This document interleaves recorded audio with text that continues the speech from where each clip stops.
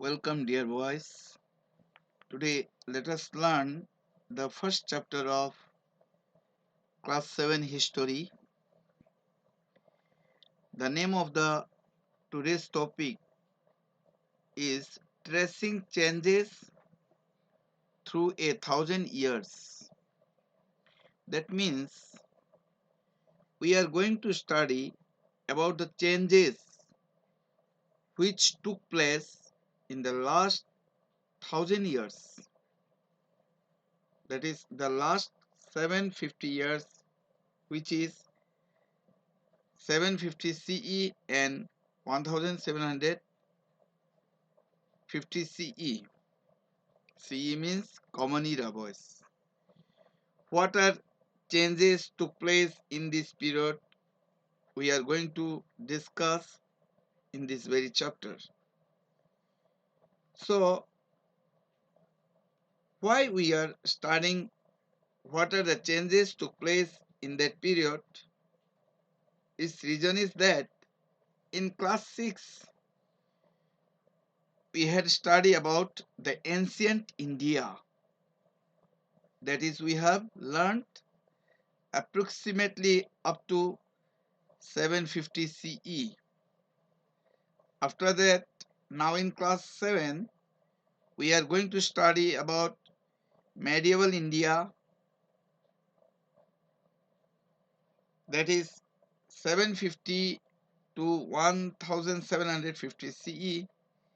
Here in this chapter, we are going to study about the changes which took place in the life of the people during the medieval period, boys.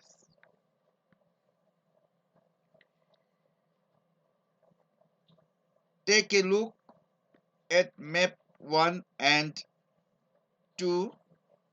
Two maps it has given here, boys. See in first page of your textbook and second page. Here you will see that the map of two maps are there. Map 1 was made in 1154 CE by the Arab geographer Al-Idrisi. So it is a map which was made by Al-Idrisi in the year 1154 CE. Idrisi, he was an Arab geographer. The section reproduced here is a detail of the Indian subcontinent from his larger map of the world. So the section which reproduced here, it is a detail of the Indian subcontinent from his larger map of the world. So from his larger map of the world, from there, that means it is extracted from there. Then map 2 was made in the 1720s by a French cartographer. Map 2, it was made in the year 1720s by the French cartographer. The cartographer, boys, what is cartographer? See here, at the right margin you can see. Cartographer, a person who makes maps. A person who makes maps is called a cartographer, boys.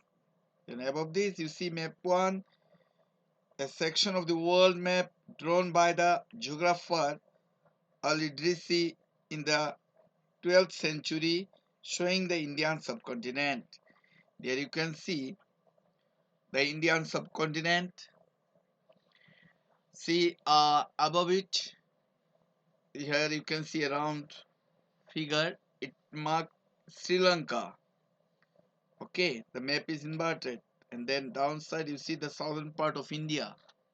This one is the southern part of India.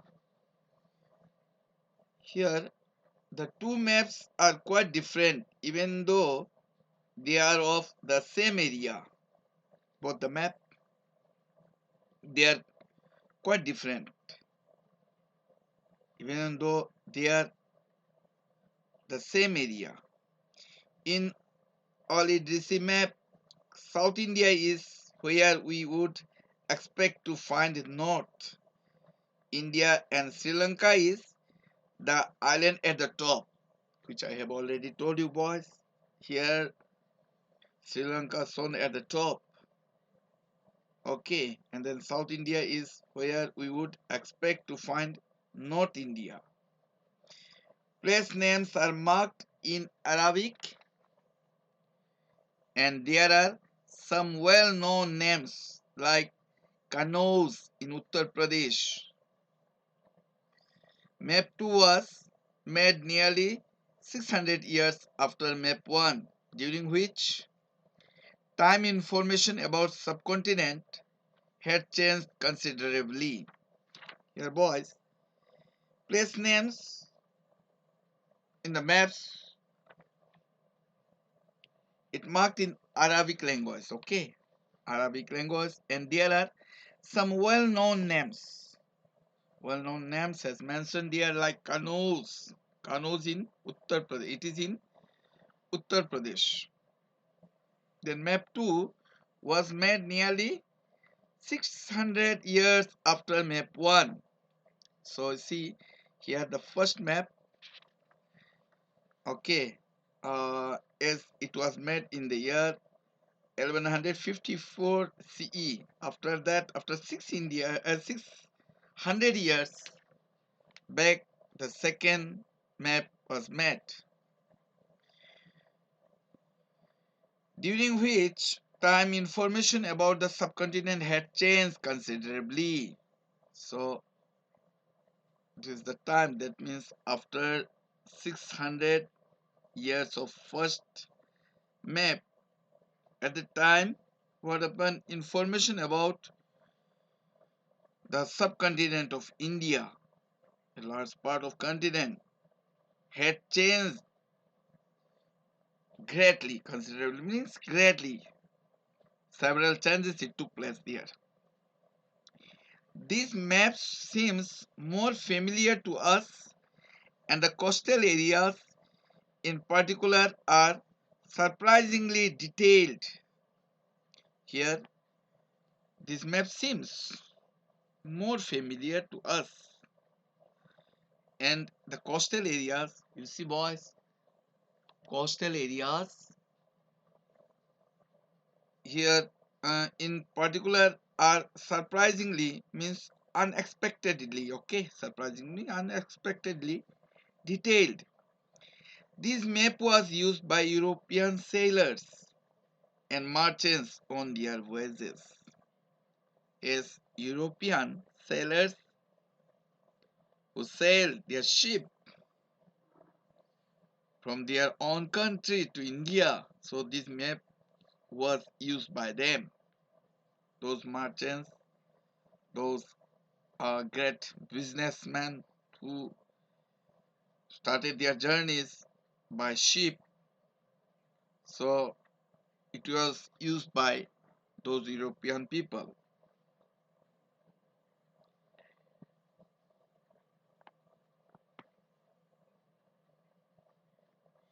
Equally important is the fact that the science of cartography differed in the two periods. When historians read documents, maps and texts from the past, they have to be sensitive to the different historical backgrounds, the context in which information about the past was produced. So equally this see important is the fact that the science of cartography, the science of map making, it was differed in the two periods, by the two periods which is mentioned here. So it was differed one with other. When historians read documents, maps and texts from the past, they have to be sensitive to the different historical backgrounds. Historians, that means they have to be sensitive. They have to be proper knowledge to the different historical backgrounds, the context in which information about the past was produced. Now, new and old terminologies. Terminologies means the special words and expressions that are used in a particular profession, subject, or activity. Terms like that, okay? If the context in which information is produced changes with time, what about language and meanings? It boys, the context in which this information it is produced, it changes with time. What about the language and meanings?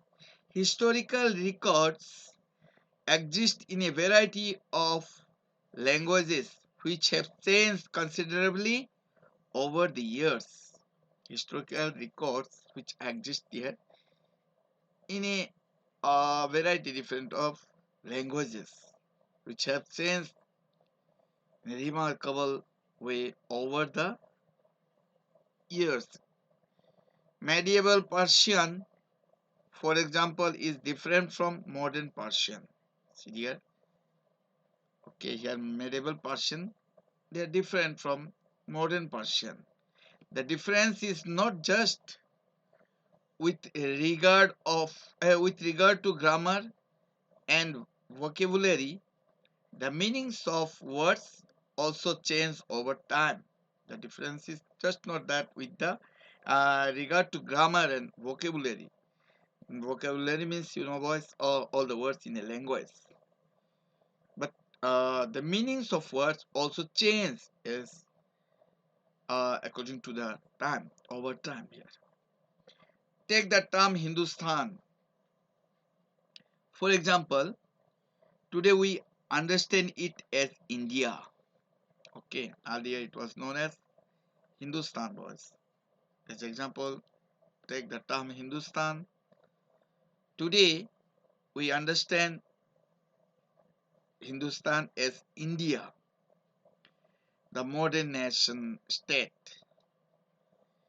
When the term was used in the 13th century by Minhas I Shiraz, a chronicler who wrote in Persian, he meant the areas of Punjab, Haryana, and the lands between the Ganga and Yamuna.